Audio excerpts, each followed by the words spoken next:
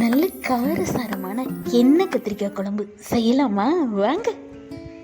Hi guys, welcome to Neerali lifestyle. இன்றைக்கி நான் மண்சட்டி தான் எடுத்திருக்கேன். நல்ல 4 டீஸ்பூன் நல்லெண்ணெய், கடுகுளுந்தம்பருப்பு, வெந்தயம் நல்லா பொரிஞ்ச உடனே வெள்ளைப்பூடு ஒரு கை அளவு, கருவேப்பிலை ஒரு கொத்து. கத்திரிக்காயை நல்லா முட்டையாக கட் பண்ணிக்கோங்க. இதோட 2 வரமிளகா சேர்த்துருக்கேன். நல்லா பொன்னியமாக வதங்கினோடனே கத்திரிக்காயை ஆட் பண்ணிக்கோங்க. இந்த ரெசிபிக்கு முக்கியமானதே நல்லெண்ணெய் தாங்க.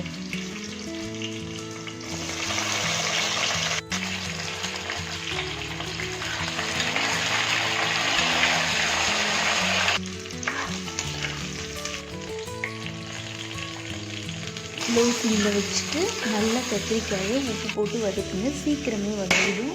அப்படியே சைட் பை சைட் நான் தேங்காய் எடுத்துக்கிறேன். தேங்காயில் ஒரு 4 பல்லு மட்டும்தான் நான் எடுத்திருக்கேன். நான் ஒரு 3 வெங்காயம் 1 தக்காளி வித்து கறி லீவ்ஸ் வச்சு வதக்கி பேஸ்ட் பண்ணியிருக்கேன்.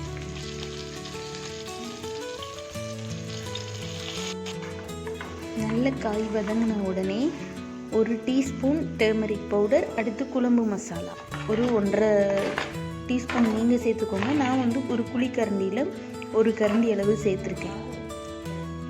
அரைச்சி வச்சுருந்த தேங்காய் வெங்காய தக்காளி பேஸ்ட்டை ஆட் பண்ணிவிட்டு ஒரு 3 டம்ளர் தண்ணி நான் ஆட் பண்ணியிருக்கேன். கொதிக்கிறதுக்கு முன்னாடி நல்ல உருண்டை சைஸில் புளி எடுத்து ஊற போட்டிருக்கேன்.